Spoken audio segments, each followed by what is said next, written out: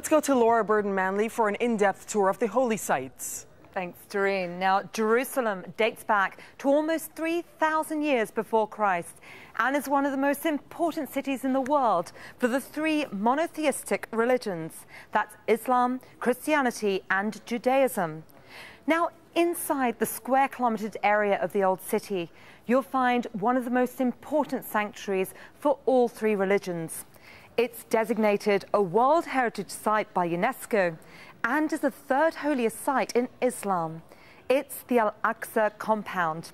It includes the Al-Aqsa Mosque, which is the domed building that dates back to the 7th century, and the Dome of the Rock, built in the same period, but the iconic shining golden roof was added in the 1960s. Now, next to this is what's commonly known as the Western Wall. It's the most important holy place for Jews, who believe it's the only surviving structure of a sacred temple. For Muslims, it's known as the Barak Wall, a place where they believe the Prophet Muhammad visited during the night of Ascension. Now, towards the Christian quarter of the Old City, you'll find the Via Dolorosa, tracing the path Christians believe Jesus walked on his way to crucifixion. This ends at the entrance to the Church of the Holy Sepulchre, the holiest site for Christians where they believe Christ was resurrected. But for many, the Holy Land stretches from the Mediterranean Sea to the River Jordan and holds some of the religion's most important sites. But many of these are rarely covered by Israeli tours, especially the areas past the separation wall. So let's take a look at these. Now, if we head southeast over the wall that divides the occupied West Bank to the south in the hills of Hebron, here lies the Ibrahimi Mosque, an important sanctuary for Muslims. Now, just over 2 decades ago, the Israeli settler Baruch Goldstein entered the mosque and shot and killed 29 worshippers. Now, after that, the Israelis divided the mosque, setting 60% of it for settlers residing there illegally to pray.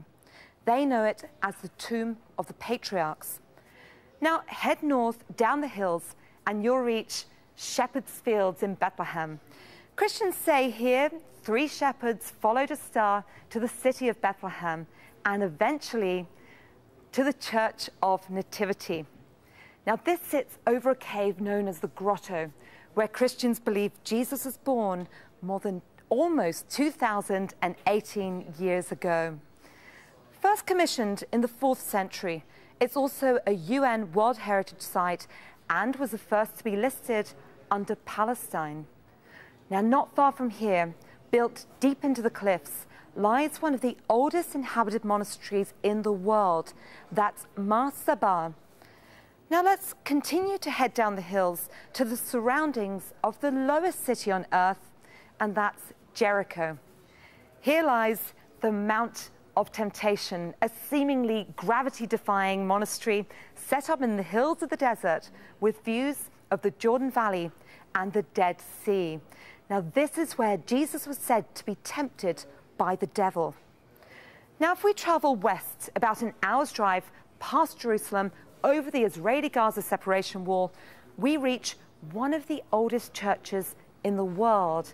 That's St. Porphyrius.